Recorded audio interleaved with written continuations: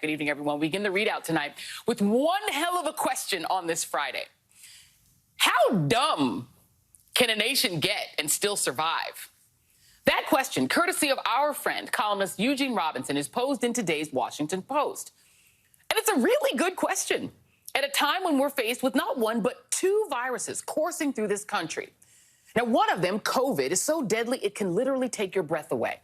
And it hits randomly. Some people barely suffer any effects. Others, men, women, children, wind up on a ventilator or dead.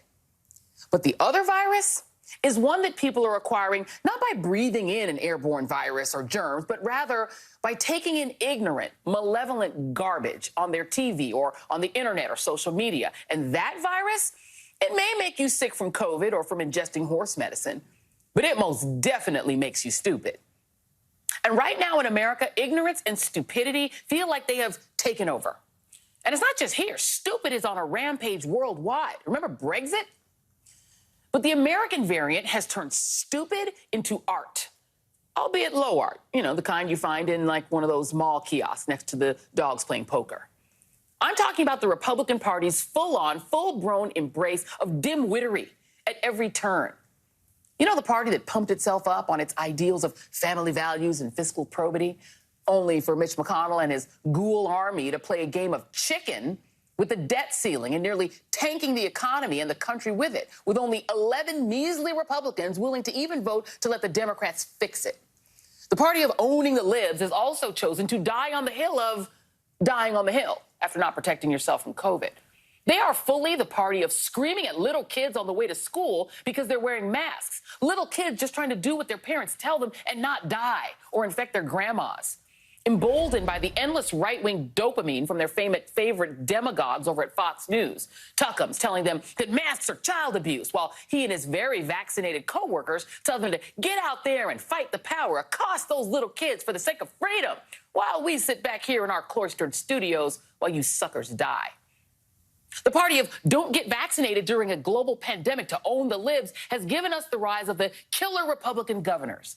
Guys like Ron DeSantis in Florida and Greg Abbott in Texas, banning mask mandates and pushing Regeneron pop-up clinics to enrich their donors. Anything but the free vaccine that definitely works. Under the influence of all that ignorance, trying to reason with these people is like, I don't know, I've seen this movie before. It's like a dystopian farce that now feels more like a documentary. Oh, yeah. Welcome to Idiocracy.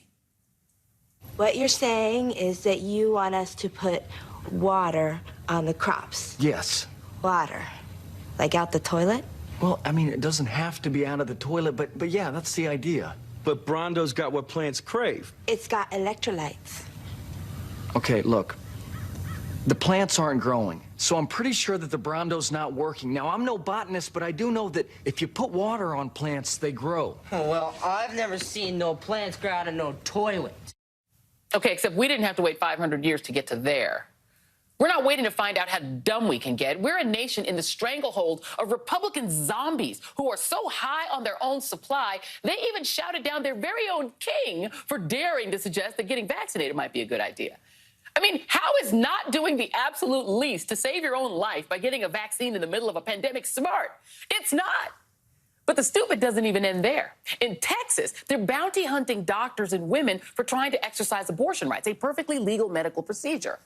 And since their only organizing principle is getting their way, as we saw with the deadly January 6th Capitol insurrection, fueled by the factually and intellectually vacant claim of a stolen election, one they continue to push to this day with their silly fraudits, Republican elected officials like Arizona Congressman Andy Biggs are still out here saying, we don't know who won the election in his own state. There is something wrong and fundamentally broken with the Republican Party, y'all. In its quest to be the stupid party, it's making us look like the stupid country. Imagine if you were an alien looking down at the United States right now. You would not believe we were a first world country. You would believe that we were a nation in deep and advanced decline, with a far-right army of the undead lighting themselves on fire and taking the rest of us with them. And you know what? You might be right. Joining me now is Jason Johnson, professor of politics and journalism at Morgan State University and host of the Slate podcast, A Word with Jason Johnson. Charlie Sykes, editor-at-large for The Bulwark and an MSNBC columnist, and Liz Winstead, comedian, co-creator of The Daily Show, and a founder of Abortion Access Front. Thank you all for being here. I have to start with you, Charlie. I'm going right down the center of my guest list on my screen. I'm sorry. I do it to you every time. No. This used to be your people. Why are they pushing? They're pimping stupid at this point. It's like their brand. You know, about 20 years ago, I wrote a book about dumbing down in education. All those people have grown up and have gone and gotten into power. You know, it is, you know, our discourse in this country is dumber, meaner, crueler. But let's focus on the dumb right now. It's almost as if we are too exhausted to even try to come up with coherent arguments. You know, I was listening to that and going, you know, the part of the problem is that nobody feels the need to have facts and logic or try to persuade anyone of anything. So all you do is you come up with these sort of mad lib word salads or these little demagogic memes that you throw out there because apparently that's what all the incentive structure is, right? You know, why bother to be intelligent when you can go on Fox or you can go on the internet and say the stupidest thing, you know, be monosyllabic and get people stoked up and outraged. And that's where, you know, you get all of the plaudits. So, you know, it is a stupid era. And I think that Eugene Robinson used the phrase at one point, you know, droolingly stupid tactics. And, you know, you can't push back on all of that. I mean, you watch how, you know, and this is maybe one of the legacies of Donald Trump. I mean, Donald Trump, by the way, is obviously a product of a dumbed down political culture. No question about that. Mm-hmm. But now he has all of us talking like we are 8-year-olds. And you have politicians who talk to their electorate with such condescension and contempt. They just assume that the voters are so stupid. And so you have guys from Yale and Harvard who are like vying with one another, who can come up with the dumbest possible approach and appeal. So all of this is going to get worse and all of it's going to get dumber. So, I mean, who was it who said no one ever went broke by underestimating the intelligence of the American voter? He had no idea. I mean, seriously, he had no idea. He couldn't even imagine.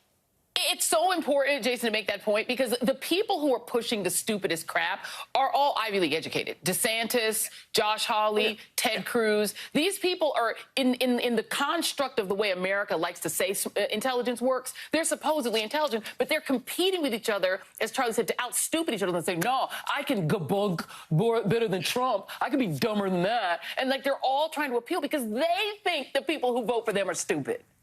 Well, yeah, I mean, I remember this, Joy, and I'm sure everybody else remembers this. Like, you remember 10 years ago, you remember Christine O'Donnell, who literally had to do a campaign commercial saying, I am not a witch? Like, we thought that was the nadir. We're like, how dumb has this country got that a woman has to say, I'm not Sabrina, right? And make it a campaign commercial. It wasn't even a debate. But we have gotten worse since then. And I think what it boils down to, it's not just the sort of condescension of educated people like Ted Cruz blatantly lying or Brian Kemp basically lying. It's that they fear a smart public.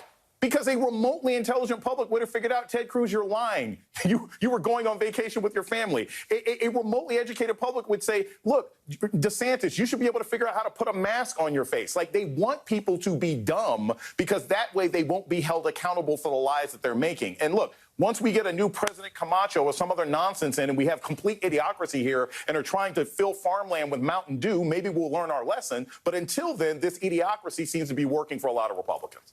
Liz Winstead, they made the guy from The Apprentice President of the United States. Let's just take that in for just 5 seconds. You do comedy for a living. If you wrote that in a bit, people would be like, get out of here, Liz. And this is the guy who used to wear a bow tie, and this is the intellectual genius of Fox News, who used to wear a bow tie to try to show off that he's smart. Here's Tucker Carlson saying, here's how you should treat a child when you see him in a mask. As for forcing children to wear masks outside, that should be illegal. Your response when you see children wearing masks as they play should be no different from your response to seeing someone beat a kid in Walmart. Call the police immediately. Contact Child Protective Services. Keep calling until someone arrives. I promise you took the mask off so that he wouldn't seem like too much of a smarty pants. I mean, but it would be stupid if it weren't so dangerous, Liz. You've got the Proud Boys now showing up at these things. I'm starting to wonder if you're going to start needing to hire private security to get kids into school because the Proud Boys are showing up to intimidate them. You've got the Koch brothers funding organizations that are lying and putting out propaganda, claiming that putting masks on kids is causing them some sort of harm and dumbing these people down even more, even though they know better. It is dangerous, Liz. It is not just stupid. Joy, I saw a woman holding up a sign that said, "I will not mask my unborn child." And I'm like, ma'am, you're wearing pants. You're wearing pants. So I don't even know at this point. Harvard, I think, has a lower the bar exam at this point in their law school. It's all so absurd. And I'm just trying to figure out, like, I think it started, Jason, you got a sweatpants. When people just stopped getting dressed. When people just started wearing sweatpants in public as like, I'm just not going to do it anymore. I just don't want to put on clothes. We started devolving when we actually just wanted to literally live and do the least. And when I look at these people, I'm like, you're so mad that someone is actually requiring something of you to be part of a community. Go live in a weird Ted Kaczynski hut if you don't want to live amongst us. Yeah. And Liz, I really wanted to have you on. First of all, I miss you. I haven't seen you in too long. But also, you know, the serious side of this is that in Texas, they looked at The Handmaid's Tale and saw a life plan instead of a dystopia. Yeah. And so now you have from the stupid party the idea that you can put a cash bounty on a woman because she is pregnant and on anyone who helps her get an abortion. I know you have an organization that's trying to fight to preserve those rights. We're at a point now where the Supreme Court, who are supposedly the big intellectuals, I'm not sure I believe that always among those folks, they could wipe away a woman's right to choose just like that this year. Yeah, and you know, there was a stay put on it yesterday, and Texas just filed an emergency injunction right now. By the time the show is over, the law could be in place. And I think what a lot of folks don't know is that there was a clause in this law that said, if it goes on stay and you perform care, you perform abortions, if that law goes back into play, you could be prosecuted for actually performing procedures during the time they made it legal again. I mean, it's so wild because all of this is based on, as we have seen conspiracy theories happen, there's been abortion conspiracy theories also, right? And so you see this judge laid out brilliantly in his case, like that there is no such thing as a heartbeat. There's cardiac movement. You know, there was an op-ed in the New York Times where they were talking about a jaw being formed at 6 weeks. I'm like, maybe if you're Jay Leno, but no, that's not real. Like people just keep saying things that aren't true, and then we're basing laws and facts on them. And when it comes to abortion, it's been happening for 10 years, and sadly, we haven't been paying enough attention to it. Texas didn't happen in a vacuum. That's right. You know, there's a jillion states happening, doing stuff that's equally as bizarre right now as we talk about it. And so, Charlie, I have to come back to you on this because you and I both were in the talk radio business, and we both know that part of the vibe is just to say whatever, to keep people amped up, keep people on 10. And unfortunately, that form of entertainment has seeped into the information space where people think they're getting the news. I mean, I have met people who used to believe the late Rush Limbaugh was delivering the news. Not just the news, but the news that the rest of you sheep aren't getting, and that they're getting secret, special news. And so I think, isn't that part of the problem, that people have come to believe that what used to be entertainment is actually information that they ought to use to live their lives? No, that's exactly right. You know, and it didn't have to be this way. I mean, you could have actually, these shows could have dealt with ideas, and maybe in the early days they did. But, you know, Rush Limbaugh's career, I think, is a perfect example of it. I mean, he always was an entertainer.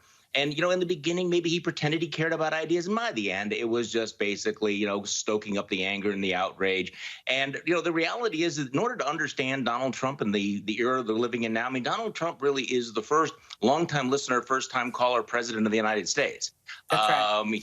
He gets his clues from talk radio, and not just any talk radio, but if you find almost the lowest common denominator talk show out there, and you listen for long enough, you can predict what Donald Trump will say the next week or the week after all of that. And so that has changed our discourse. And this is the triumph of the entertainment wing of the Republican Party. The leadership of the Republican Party is not in Washington, D.C. It is the entertainment wing, which has decided that it will continue to go for the lowest common denominator. And last word to you, Jason. Oh, go on very quick, Liz. Oh, I was just going to say, and Charlie, to your point, people ask me constantly, why isn't there more conservative comedians? Why do all the comedians seem to be liberal? I think because conservatives have a problem with any kind of humor, and when they do it badly, the world burns. Yeah. And last word to you, Jason, because you can't avoid the fact that a lot of the anger that they're using to stoke, they're using the demographic changes in this country to freak people out and not to inform them. Well, yeah. It's all about, this is a scary world of brown people and tan people. And that's not just from entertainers. That's from people who are news people who vacillate between being entertainers and saying they're just commentary and also providing news. It's fascinating to me that you play that clip with Tucker saying, this is what you should do when you see people mistreating children. You should call Child Protective Services. Does he do that when he hangs out with his buddy Matt Gaetz and they have dinner? I doubt it. So the fact of the matter is you have a lot of people out there who are constantly spreading disinformation and dumbing down their audiences, knowing full well not only will they not be held accountable one way or another, but they can also, if they're ever called into question, just go back to saying, you know what, it's the brown people and the tan people. We got to stop them too.